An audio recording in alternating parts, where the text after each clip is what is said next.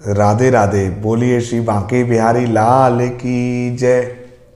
आज हम अध्याय 33 एवं 34वें का श्रवण करेंगे, लेकिन उससे पहले श्री बांके बिहारी जी की मंगल चौखट पर नमन करते हैं। नमः कुंज बिहारिण्यै नमः कुंज बिहारिणे स्वामी श्री हरिदासाय गुरुणाम गुरुवे नमः। राधा मेरी स्वामिनी मैं राधे जू को दास, जन्म जन्म मोह दीजियो श्री वृंदावन को वास। सोहत है चंदवा सिर मोर के, तैसी ये सुंदर पाग कसी है, तैसी ये गोरज भाल विराजत, तैसी ही ये बनमाल लसी है। रस खान विलोकत वौरी भई, द्रग मूंद के ग्वाल पुकार हसी है। खोलरी घूंघट खोलू कहा वह, मूरत नैनन माही बसी है। कछु माखन को बल बड़ो, कछु गोपन करी सहाय, श्री राधे जू की कृपा से गिरवर लियो उठाए। वृंदावन बानिक बनो भ्रमर करें गुंजार, दुल्हन प्यारी राधिका दूल्हे नंद कुमार। और अब यमुना जी के भी दर्शन कर लेते हैं। वृंदावन धाम को वास भलो, जहाँ पास भई यमुना पट रानी, जो जन नहाय के ध्यान धरे, वैकुंठ मिले तिनको रजधानी। और बोलिए श्री तुलसा महारानी की जय। कार्तिक मास महात्म्य की संपूर्ण कथा के अंतर्गत 33वां अध्याय आरंभ। सूत जी ने कहा, इतनी कथा सत्यभामा को सुनाकर भगवान श्री कृष्णचंद्र जी महाराज संध्या करने के लिए महल के भीतर चले गए। यह कार्तिक मास का व्रत भगवान विष्णु को अत्यंत प्रिय है तथा भक्ति का प्रदान करने वाला है। रात्रि जागरण, प्रातःकाल का स्नान, तुलसी वट, उद्यापन और दीपदान, यह 5 कर्म भगवान विष्णु को प्रसन्न करने वाले हैं, इसलिए इनका पालन अवश्य करना चाहिए। ऋषियों ने कहा, भगवान विष्णु का प्रिय, अधिक फल देने वाला, शरीर के रोम रोम को प्रसन्न रखने वाला इतिहास पूर्वक जो कार्तिक महात्म्य आपने कहा है, मोक्ष की चाह करने वालों या भाग के इच्छुक मनुष्यों को यह व्रत अवश्य करना चाहिए। किंतु हम एक बात आपसे पूछना चाहते हैं, वह यह है कि यदि कार्तिक मास का व्रत करने वाला किसी संकट में फंस जाए, या वह जंगल में हो अथवा किसी रोग से ग्रस्त हो जाए, तो फिर वह कार्तिक का व्रत किस प्रकार करे, क्योंकि यह विष्णु भगवान का अतिशय प्रिय तथा मुक्ति भक्ति प्रदान करने वाला व्रत किसी प्रकार भी नहीं छोड़ना चाहिए। श्री सूत जी ने उत्तर दिया, यदि कार्तिक व्रती किसी संकट में फंस जाए तो वीरता के साथ भगवान शंकर तथा भगवान विष्णु के मंदिर में जाकर जागरण अवश्य करे।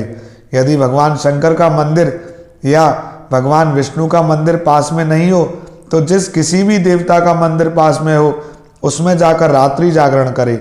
अगर घना जंगल हो तो फिर पीपल के वृक्ष के नीचे अथवा तुलसी के वन में जाकर जागरण करे। भगवान विष्णु की मूर्ति के सम्मुख बैठकर भगवान विष्णु का कीर्तन करे। ऐसा करने से 1000 गौओं के दान के बराबर फल मिलता है। जो व्यक्ति विष्णु जी के कीर्तन में बाजा बजाता है, उसको बाज पे यज्ञ के बराबर फल मिलता है। और हरि कीर्तन में नृत्य करने वाले प्राणी को समस्त तीर्थों में स्नान करने वाला फल मिलता है। किसी संकट के समय या रोगी हो जाने पर और यदि जल ना मिल सके तो केवल भगवान विष्णु के नाम मात्र से मार्जन ही कर लें। यदि उद्यापन ना कर सकें तो व्रत की पूर्ति के लिए केवल ब्राह्मणों को ही भोजन करवा दें, क्योंकि ब्राह्मणों के प्रसन्न होने से भगवान विष्णु भी प्रसन्न रहते हैं। यदि आप दीपदान ना कर सकें तो दूसरे के दीप की वायु आदि से भली भांति रक्षा करें। और यदि तुलसी का पौधा पास ना हो तो वैष्णव ब्राह्मण की ही पूजा कर लें। क्योंकि भगवान विष्णु सदा अपने भक्तों के निकट ही रहते हैं। इन सब के ना होने पर व्रती ब्राह्मण गौ, पीपल और वट वृक्ष की श्रद्धा से सेवा करें। शौनक आदि ऋषियों ने कहा, आपने गौ तथा ब्राह्मणों के सदृश पीपल और वट वृक्षों को क्यों बतलाया है और सभी वृक्षों में पीपल का वृक्ष और वट वृक्ष श्रेष्ठ क्यों कहे गए हैं? सूत जी ने कहा, पीपल का वृक्ष साक्षात विष्णु भगवान है और वट वृक्ष साक्षात शंकर भगवान है और पलाश का वृक्ष साक्षात ब्रह्मा है। इन वृक्षों की पूजा, सेवा तथा दर्शन से सब पापों का नाश होता है। ऋषियों ने कहा, प्रभु, हम लोगों को इसमें शंका है कि ब्रह्मा, विष्णु और शंकर वृक्ष रूप क्यों हुए? आप कृपया करके हमें बताइए। श्री सूत जी ने कहा, प्राचीन काल में भगवान शंकर और पार्वती विहार कर रहे थे कि उस समय उनके विहार में विघ्न डालने के विचार से ब्राह्मण का रूप धारण करके अग्निदेव वहां पर गए। विहार के आनंद का नाश हो जाने के कारण से क्रोध में भरकर श्री पार्वती जी ने समस्त देवताओं को श्राप दे डाला। पार्वती जी ने कहा, हे देवताओं, विषय सुख को कीट पतंगे भी जानते हैं, उसमें आप लोगों ने देवता होकर विघ्न डाला है, इसलिए आप सब लोग वृक्ष हो जाएं। सूत जी ने कहा, इस प्रकार क्रोधित पार्वती जी के श्राप देने से सब देवता वृक्ष हो गए। इसी कारण भगवान विष्णु तथा शंकर भगवान दोनों पीपल और वट हो गए।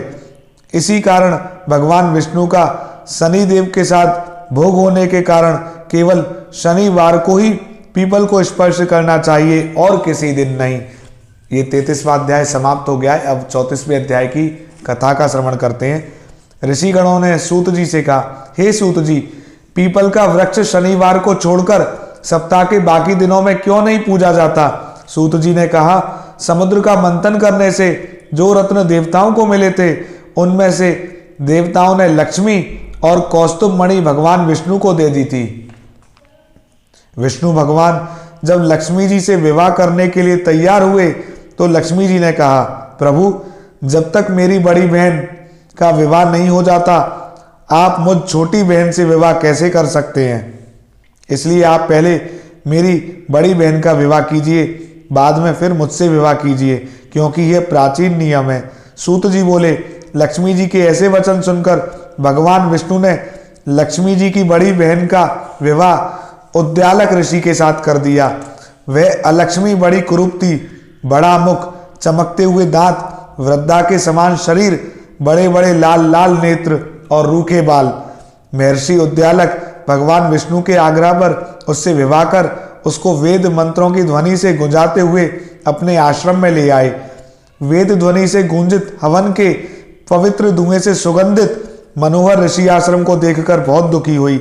उसने महर्षि उद्यालक से कहा, इस आश्रम में वेद ध्वनि हो रही है, अतः यह स्थल मेरे रहने के योग्य नहीं है, अतः तुम मुझे किसी दूसरी जगह ले चलो।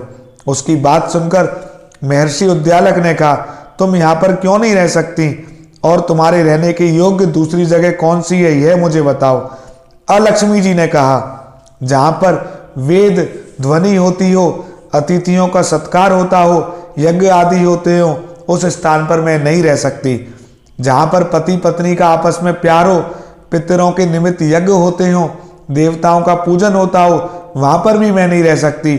जहाँ दिन रात पति पत्नी लड़ते हो, जहाँ से अतिथि लोग सदा निराश लौटते हो, जहाँ पर पूज्य वृद्धों, सत्य पुरुषों तथा मित्रों का अनादर होता हो और जहाँ पर अति कठोर वाणी बोली जाती हो, जहाँ पर दुराचारी, चोर, पर स्त्रीगामी प्राणी रहते हैं, जहाँ पर गौओं का वध, ब्रह्महत्या आदि पाप होते रहते हैं, वहां मैं प्रसन्नता पूर्वक निवास करती हूँ।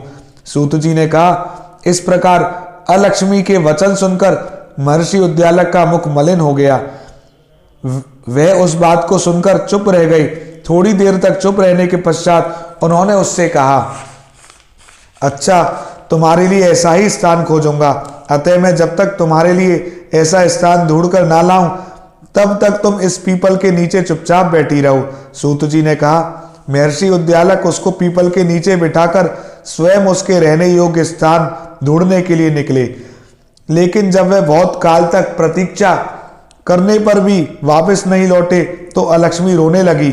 उसका बुरी तरह से रोना श्री लक्ष्मी जी ने वैकुंठ में भी सुना। अपनी बहन का रोना सुन लक्ष्मी जी व्याकुल हो गई। उन्होंने दुखी होकर भगवान विष्णु से कहा, प्रभु, मेरी बड़ी बहन अलक्ष्मी पति के त्याग देने से अत्यंत दुखी है। हे नाथ, यदि मैं आपकी प्रिय पत्नी हूं तो आप उसे आश्वासन देने के लिए उसके पास जाइए। लक्ष्मी जी की प्रार्थना सुनकर कृपा सिंधु भगवान लक्ष्मी जी को साथ लेकर उस पीपल के पास गए जिसके नीचे अलक्ष्मी बैठी रो रही थी। उसको आश्वासन देते हुए भगवान विष्णु ने कहा, हे अलक्ष्मी, इसी पीपल की जड़ में तुम सदा सदैव के लिए निवास करो, क्योंकि मेरे ही अंश से इसकी उत्पत्ति हुई है। इसमें मेरा निवास रहता है। प्रतिवर्ष गृहस्थी लोग तुम्हारा पूजन करेंगे और उन्हीं के घर में तुम्हारी छोटी बहन लक्ष्मी निवास करेंगी। स्त्रियों को विविध प्रकार के उपहारों से तुम्हारी पूजा करनी चाहिए। मनुष्यों को चाहिए कि वह पुष्प, धूप, गंध आदि से तुम्हारी पूजा करें, तभी लक्ष्मी उन पर प्रसन्न होगी। सूत जी ने कहा, भगवान श्री कृष्ण, सत्यभामा तथा पृथु और नारद का संवाद तुम लोगों को मैंने सुना दिया है, जिसके सुनने मात्र से ही मनुष्य के सब पाप नष्ट हो जाते हैं और उसे वैकुंठ लोक की प्राप्ति होती है। तुम लोगों को जो कुछ पूछना हो पूछ सकते हो, उसे भी मैं विस्तार पूर्वक कहूँगा। सूत जी की बात सुनकर शौनक आदि ऋषि महर्षि थोड़ी देर तक प्रसन्न चित्त वहां बैठे रहे। तत्पश्चात श्री बद्री नारायण जी के दर्शन करने के लिए चले गए। जो प्राणी इस कथा को सुनता है और दूसरों को सुनाता है, वह इस संसार में संपूर्ण सुख प्राप्त करता है। आज हमने 33वें एवं 34वें 2 अध्याय का श्रवण किया और जिसमें हमने जाना कि पीपल के वृक्ष के नीचे अलक्ष्मी का निवास है और अलक्ष्मी की पूजा जो करता है तो लक्ष्मी जी प्रसन्न होती हैं और उसके घर में रहती हैं। वीडियो को ज़्यादा से ज़्यादा शेयर करें, लाइक करें, कमेंट करें और यदि आपने अभी तक YouTube channel Shri Banke Bihari ji subscribe नहीं किया है तो उसको सब्सक्राइब करें एवं बांके बिहारी टेम्पल पेज को, फेसबुक पेज को लाइक करें और फॉलो करें। 35वें अध्याय की कथा का श्रवण हम कल करेंगे और आज हमारी कथा बहुत सुंदर हुई। पीपल के वृक्ष के पेड़ की जो महिमा है उसको हमने जाना कि पीपल के वृक्ष की पूजा क्यों की जाती है, क्योंकि भगवान विष्णु जी का ही निवास सदैव पीपल के वृक्ष में रहता है और अलक्ष्मी जो पीपल के वृक्ष के नीचे बैठ के रो रही थी तो भगवान विष्णु ने ही उसको आशीर्वाद दिया था कि जो कोई पूजा करेगा तो तुम्हारी छोटी बहन यानी लक्ष्मी जी उस पर प्रसन्न रहेंगी। आज की कथा में इतना ही। कुंज बिहारी श्री हरदास।